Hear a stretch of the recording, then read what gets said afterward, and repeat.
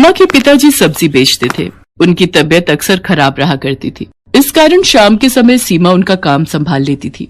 एक दिन वो सब्जी बेच रही थी। एक लड़का गौरव उसके ठेले पर आया। गौरव का उस पर दिल आ गया। उसने मन ही मन सोचा कि कितनी प्यारी सी लड़की है, काश ऐसी लड़की मेरी जीवन साथी हो। क्या सोच रहे हो, कुछ चाहिए क्या? ओ हाँ, वो मैं भूल गया था। आधा किलो पालक और आधा किलो आलू चाहिए। सीमा ने सब्जी तौल कर रख दी। अब तो गौरव रोज सीमा को देखने के बहाने से सब्जी खरीदने आने लगा। एक दिन सीमा के पिताजी से गौरव ने कहा, मैं आपकी बेटी को बहुत पसंद करता हूँ और उससे शादी करना चाहता हूँ। क्या काम करते हो? पढ़ा लिखा हूँ लेकिन अभी बेरोजगार हूँ, नौकरी ढूंढ रहा हूँ। गरीब हूँ लेकिन आपकी बेटी को पलकों पर बिठा के रखूंगा। मुझे आपकी बेटी के अलावा कुछ नहीं चाहिए। गरीब आदमी के लिए बिना दहेज दिए बेटी का हाथ किसी के हाथ में देना बहुत बड़ी बात थी, इसलिए उन्होंने शादी के लिए हाँ कर दी। साधारण तरीके से गौरव और सीमा की शादी हो गई। आओ बहू, हमारे घर में तुम्हारा स्वागत है। सीमा ने चारों तरफ देखा। गौरव का घर ज्यादा बड़ा तो नहीं था, मगर हाँ, उसके घर से अच्छा था। उसने सरला के पैर छुए तो सरला ने ढेरों आशीर्वाद दिए। कुछ दिनों बाद गौरव को एक प्राइवेट नौकरी मिल गई, लेकिन कुछ ही महीनों बाद वो छूट गई। ऐसे कैसे काम चलेगा गौरव? कुछ काम तो करना ही पड़ेगा। बोलो क्या करूं सीमा? है पकोड़े तलूं? डिग्रियां लेकर भी कोई जॉब नहीं मिल रही, और जो मिलती है महीने 2 महीने बाद छूट जाती है। बहू, जमा जोड़ा सब खत्म हो चुका है। इसकी नौकरी से भी क्या गुजारा है। इतने खर्चे हैं गृहस्थी के, ये भी बेचारा क्या करे। जानती हूँ माँ जी, ये भी परेशान है, लेकिन अगर ज्यादा नहीं तो थोड़े पैसों में ही कर ले। साग सब्जी का तो खर्चा निकल ही आएगा। कुछ दिनों बाद गौरव को जॉब मिल गई, लेकिन सैलरी केवल 8,000 रुपए थी। इस समय पैसों की बहुत जरूरत थी, इसलिए उसने हाँ कर दी। बहू, आज खाने में क्या बनाया है? कुछ नहीं माँ जी, घर में कोई सब्जी नहीं है। मैं सोच रही थी कि मैं घर आऊं। पापा 2-4 दिन की सब्जी तो रखी देंगे हमारे लिए। नहीं बहू, ऐसे अच्छा नहीं लगता। वैसे भी क्या कहेंगे कि खर्चा खत्म हो जाता है तो बेटी को हमारे यहाँ भेज देते हैं साग सब्जी लेने। ठीक है तो माँ जी, रोटी बना दी है। मेरी मम्मी ने थोड़ा अचार दिया था, उसी से खा लेंगे। वैसे भी सब्जी के लिए पैसे नहीं है। गौरव की सैलरी भी महीने के आखिर में मिलेगी। सीमा ने खाना परोस दिया। थाली में रोटी और अचार रख दिया। अरे आज तुमने सब्जी नहीं बनाई है क्या? सब्जी के लिए पैसे नहीं है गौरव, कुछ दिन अचार से ही खानी पड़ेगी रोटी। बहू, ये अचार तो बहुत ही लाजवाब है। ये किसने बनाया? मेरी मम्मी बनाती है माँ जी, वैसे मैं भी बना लेती हूँ। आपकी सैलरी मिल जाए तो तुम भी ये अचार जरूर बनाना। सच में बहुत बढ़िया लग रहा है। मेरी मम्मी कहती है अगर एक समय को सब्जी ना मिले तो अचार से रोटी खाई जा सकती है। अरे बहू, इतना स्वादिष्ट अचार मिले तो मैं हर समय अचार के साथ ही रोटी खाऊं। उसके कुछ दिनों बाद सीमा अपनी सास से कहती है, माँ जी, कुछ नींबू रखे थे, मैंने उनका अचार बनाया है, जरा ये भी चख कर बताओ। सच में लगता है जादू है तुम दोनों माँ बेटी के हाथों में। जो कोई खाए उंगलियां चाटता ही रह जाए। एक बात कहूँ जी? हाँ कहो सीमा। क्या ये वो लगा रखा है? ठीक से कहो, क्या कहना चाहती हो? मैं सोच रही थी इस तरह के अचार बनाकर बेचना शुरू कर दूं। वैसे भी हम दोनों सास बहू घर में सारा दिन खाली तो बैठे रहते हैं। इस बहाने हमारा समय भी कट जाएगा और हमारी आमदनी भी हो जाएगी। तुम तो बड़ी समझदार हो बहू, लेकिन मुझे अचार बनाना नहीं आता। गौरव अगर हाँ कहे तो फिर मैं आपको सब सिखा दूंगी। ठीक है, इस महीने की सैलरी आने दो, फिर तुम अचार बना लेना, ठीक है? सीमा खुश हो गई। वो 1 तारीख का इंतजार करती रही। गौरव की सैलरी मिलते ही वो कुछ अचार के मसाले, आम, गाजर, मूली, नींबू खरीद लाई और फिर दिखा दी अपनी कारीगरी। उसने अपनी सास की मदद से कई तरह के खट्टे मीठे अचार बनाए। अचार तो बन गया सीमा, लेकिन तुम इसे बेचोगी कहाँ? ये तो हमने सोचा ही नहीं। हम ये अचार बाजार में बेचेंगे, और कहाँ बेचेंगे। और दोनों सास बहू अचार के डिब्बे लेकर बाजार में चली गईं। अचार ले लो, अचार आम का लो, नींबू का लो, गाजर मूली का लो। तभी एक औरत उनके पास आती है और कहती है, बहन जी कैसे दिया ये अचार? 80 रुपए किलो है। ये तो बहुत सस्ता है, 30 रुपए किलो तो आम ही हो रहे। इसकी तो खुशबू से ही मुंह में पानी आ रहा है। पता नहीं खाने में कैसा होगा। पहले चख कर देखिए फिर खरीदिए। वाह वाह, मजा आ गया। जैसी खुशबू वैसा अचार। लाओ 1 किलो दे दो। हमारी बहू प्रेग्नेंट है, खाएगी तो उसका मन अच्छा हो जाएगा। उस दिन उनका सारा अचार बिक गया। सास बहू दोनों के चेहरे खुशी से खिल गए। वैसे ज्यादा फायदा नहीं हुआ था क्योंकि अचार उन्होंने सस्ते में बेचा था, लेकिन एक उम्मीद की किरण नजर आई कि उनका काम चल निकलेगा। अगले दिन सीमा सरला से कहती है, माँ जी आप सब्जियां काटिए, तब तक मैं मसाला बनाती हूँ। बहू, आज कुछ ज्यादा अचार बनाएंगे। और वो हर हफ्ते अचार बनाकर बेचने लगी और अब अचार ज्यादा बिकने लगा। सीमा ने सरला से कहा, माँ जी, मेरे मन में एक विचार आ रहा है। बाजार और दुकान पर हमारे ग्राहक बढ़ते जा रहे हैं, लेकिन हमारी कोई पहचान नहीं है। क्यों ना हम अपने अचार को कोई एक पहचान दे। वो कैसे? वो ऐसे, अब हम अपना अचार खुला नहीं बेचेंगे। अब हम उसको खुद तोलकर 1 पाव, आधा किलो और 1 किलो के डिब्बे में पैक करेंगे। इसका एक नाम होगा, सास बहू का अचार। हम इसे थोक की दुकानों तक पहुंचाएंगे। देखना, अगर ऐसा होगा तो हम सास बहू छा जाएंगी। लगता है मुझे भी नौकरी छोड़कर सास बहू की अचार फैक्ट्री में काम करना पड़ेगा।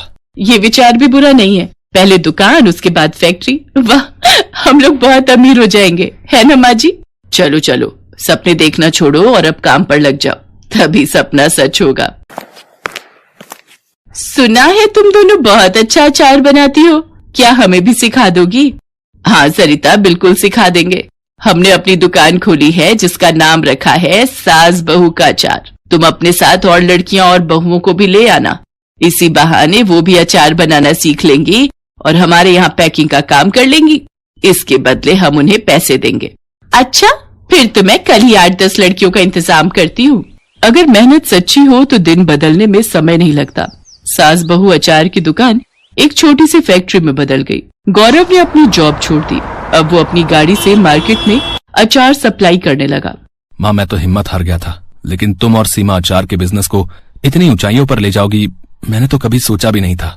बेटा, ये सब सीमा की मेहनत का नतीजा है। नहीं जी नहीं, ये सास बहू की मेहनत का नतीजा है। सुलक्षणा सुबह से रसोई घर में तरह तरह के व्यंजन बनाने में लगी हुई है। आज उसका इकलौता नीलेश शहर से जो आ रहा है। नीलेश की पढ़ाई अभी अभी ही खत्म हुई है और उसे एक कंपनी में सुपरवाइजर की नौकरी भी मिल गई है। जैसे ही सुलक्षणा को उसके बेटे ने फोन पर नौकरी मिलने की सूचना दी तो उसकी आंखों में खुशी के आंसू आ गए थे और हर माँ की तरह वो भी उसकी शादी के सपने देखने लगी। भगवान का लाख लाख शुक्र है बेटा, तेरी नौकरी लग गई। अब तू जल्दी से शादी भी कर ले। क्या माँ, शादी? और अभी थोड़े पैसे तो जोड़ लेने दो। फोन पर नीलेश ने अपनी माँ की बात काट दी, लेकिन सुलक्षणा ने तय कर लिया था कि जब नीलेश गांव आएगा तो उसे शादी के लिए मना लूंगी। सुलक्षणा ने लगभग सारा खाना तैयार कर लिया था। बस वो नीलेश की पसंद का अचार लाने छत पर जा रही थी, तभी उसके दरवाजे पर एक कार आकर रुकी। उस कार से नीलेश बाहर उतरा। उसे देखकर सुलक्षणा सोचने लगी, नीलेश कार से आया है, पर ये तो हमेशा बस से गांव आता था। मुझसे कहता है कि पैसे जोड़ने हैं, लेकिन खुद बिना मतलब के ये लड़का पैसे बर्बाद करता है। अभी उसकी खबर लेती हूँ। ये सोचकर और बनावटी गुस्सा अपने चेहरे पर लाकर जैसे ही वो बाहर गई तो उसने देखा कि दुल्हन के लिबास में एक लड़की भी कार से उतरी। सुलक्षणा उस लड़की का मुंह घूर घूर कर देख रही थी और सोच रही थी, कौन है ये लड़की? कहीं नीलेश ने इससे शादी तो नहीं कर ली? लेकिन मेरे बिना वो शादी कैसे कर सकता है? सुलक्षणा के दिमाग में कई सारे प्रश्न एक साथ आ जा रहे थे, लेकिन बिना नीलेश के बताए उसे किसी का जवाब तो नहीं मिलना था। तभी नीलेश ने उस लड़की को, जिसका नाम आरती था, उससे कहा कि आरती, ये मेरी माँ है और तुम्हारी सासू माँ। इनके पैर छूकर आशीर्वाद लो। सासू माँ? ये शब्द सुनते ही सुलक्षणा के कान खड़े हो गए। उसके जहन में चल रहे सारे सवालों का जवाब उसे मिल गया था। आरती ने उसके पैर छुए। खुश रहो बेटा, खुश रहो। नीलेश अपनी माँ का चेहरा देख रहा था। उसमें वो अपनी माँ का दर्द महसूस कर सकता था। नीलेश अपनी माँ को अचानक हुई इस शादी के बारे में बताना चाहता था, लेकिन उसके पहले ही उसकी माँ ने अपने मुंह पर उंगली रखकर उसे चुप रहने का इशारा किया और उन दोनों को बाहर ही इंतजार करने को कहा। आरती और नीलेश की समझ में नहीं आ रहा था कि आखिर माँ ने उन दोनों को बाहर क्यों खड़ा कर दिया। कुछ ही देर में सुलक्षणा अपने हाथों में आरती का थाल लेकर आई, फिर बहू की आरती उतारी, फिर वो दोनों घर के अंदर आए। माँ, तू नाराज तो नहीं है ना? शादी जैसा इतना बड़ा फैसला मैंने तेरे बगैर ले लिया। बिल्कुल नाराज हूं। तुमने चुपके से शादी कर ली, अपनी माँ को भी नहीं बताया। अरे, एक माँ के भी तो कुछ अरमान होते हैं। वो माँ जी, तुझसे कोई नाराजगी नहीं है बेटी, बस इस नालायक से है। सुलक्षणा की बात को सुनकर आरती का मन थोड़ा शांत हुआ। उसके बाद उन दोनों ने अपनी कहानी बतानी शुरू की। दोनों एक दूसरे को कॉलेज के समय से ही प्यार करते थे। कॉलेज खत्म होने के बाद नौकरी मिलते ही उन्होंने शादी करने का तय किया था। नीलेश को नौकरी मिल भी गई। आरती ने नीलेश के बारे में अपने घर में बताया, लेकिन उसके अमीर पिता ये सब सुनकर आग बबूला हो गए और उन्होंने आरती की जबरदस्ती शादी का प्लान बनाया। वो तो ऐन वक्त पर आरती घर से भाग गई, नहीं तो वो उसकी शादी कर देते। माँ जी, इसीलिए हमें इस तरह से शादी करनी पड़ी। मुझे माफ कर देना बेटा, मुझे अब तुमसे कोई शिकायत नहीं है। उसके बाद सुलक्षणा ने खाना परोसा और सभी ने मिलकर खाया। आरती तो सुलक्षणा के हाथों के अचार की फैन हो गई। माँ जी, मैं ये अचार थोड़ा और ले लूं? मुझे बहुत पसंद आए। सच कहिए तो मैंने शहर में इतना अच्छा अचार कभी नहीं खाया। आरती की बात सुनकर सुलक्षणा मुस्कुराकर रह गई। अगले दिन वे तीनों शहर की ओर निकल पड़े। नीलेश जिद करके सुलक्षणा को अपने साथ ले जा रहा था। शहर का किराए का घर सुलक्षणा को बहुत पसंद आया। नीलेश अगले दिन ऑफिस ज्वाइन करने पहुंचा, लेकिन उसे तब बहुत आश्चर्य हुआ कि उसे नौकरी से निकाल दिया गया है। नीलेश की समझ में इसका कारण नहीं आया। उसने दूसरी जगहों पर भी नौकरी की कोशिश शुरू कर दी, लेकिन उसे नौकरी नहीं मिली। दिन हफ्ते में बदले और हफ्ते महीने में, लेकिन उसकी नौकरी कहीं नहीं लगी। अब तो उसकी सारी जमा पूंजी भी खत्म हो गई थी। मकान मालिक बार बार किराए के लिए तकादा कर रहा था और इस बार तो उसने फाइनल बोल दिया था कि अगर इस महीने की 30 तारीख तक किराए के पूरे पैसे नहीं दिए तो तुम लोगों को घर से बाहर निकालकर सारा सामान बाहर फेंक दूंगा। हाँ, असल में ये आरती के पिता के रसूख का ही परिणाम था कि नीलेश की नौकरी भी गई और उसे कहीं नई नौकरी भी नहीं मिल रही थी। अब आरती ने शादी तो कर ली थी, इसलिए वो इसमें कुछ कर तो नहीं सकते थे, लेकिन वो ये चाहते थे कि ये मुसीबतें आरती और नीलेश के रिश्ते में दरार ले आएं और आरती उनके पास वापस चली आए। और ऐसा होने भी लगा था।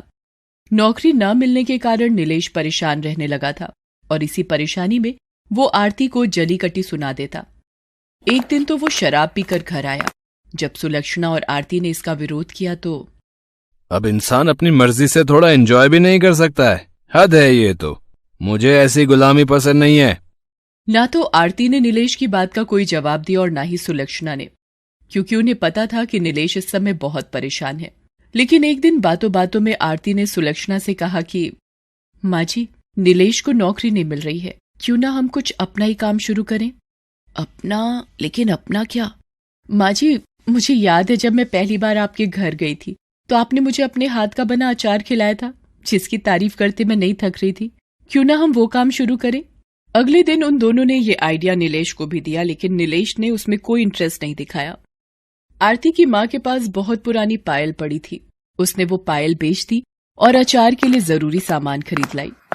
अचार बनकर तैयार हो गया। फिर दोनों सास बहू उसे बेचने निकल पड़े। किस्मत ने ऐसा साथ दिया कि अचार हाथों हाथ बिक गया और इतने पैसे आ गए कि वो घर का किराया भी दे सकते थे और नए अचार भी बना सकते थे। नीलेश, जो पहले इस काम में बिल्कुल भी इंटरेस्ट नहीं दिखा रहा था, अब उसे अपने व्यवहार और गलती पर अफसोस होने लगा। बेटा, जीवन परीक्षा का नाम है। जब तक हम जीवित हैं, ये परीक्षा लेती है। इसका ये मतलब नहीं कि हम परेशान हो जाएं, दुख में हमेशा बैठे रहें, आंसू बहाते रहें, शराब पीना शुरू कर दें। जब तुम बहुत छोटे थे तब तुम्हारे पिताजी का देहांत हो गया था। मुझ पर मुसीबतों का पहाड़ टूट पड़ा था, लेकिन मैं हारी नहीं, खूब लड़ी परिस्थितियों से। आरती इतने अमीर घर से आई है, फिर भी वो तो दे रही है ना तेरा साथ इस बुरे वक्त में। हम सभी को परिस्थितियों से लड़ना होगा, तभी हमारी जीत होगी। धीरे धीरे उनके अचार की चर्चा सब जगह होने लगी। माँ जी, आपके अचार ने मार्केट में कमाल कर दिया है। जिसे देखो वो आपके अचार की चर्चा कर रहा है। आरती, जिस हिसाब से मार्केट में डिमांड बढ़ रही है ना, मुझे लगता है कि हमें कुछ लोगों को काम पर रखना होगा और शायद एक दुकान भी लेनी पड़े। उन्होंने दुकान भी किराए पर ली और कुछ लोगों को किराए पर भी रखा। सफलता का ये सिलसिला चलता ही रहा। 1 साल के भीतर उन्होंने अचार बनाने की एक फैक्ट्री भी शुरू कर दी। अब उसकी फैक्ट्री में अचार बनने लगे। उन्होंने अपने अचार के ब्रांड का नाम रखा अचार वाली। ये सब कुछ एक सपने की तरह लग रहा है ना नीलेश? अगर माँ नहीं होती तो ये सब कैसे संभव हो पाता? माँ ने कुछ नहीं किया। ये सब तुम लोगों की मेहनत और ईश्वर की कृपा का परिणाम है। आज अचार वाली और उनके अचार की चर्चा देश से लेकर विदेश में है। सुलक्षणा के हुनर ने तो उसके परिवार की किस्मत को तो बदला ही, उसकी फैक्ट्री से जुड़े हजारों परिवार का भाग्य भी बदला। Thanks for watching.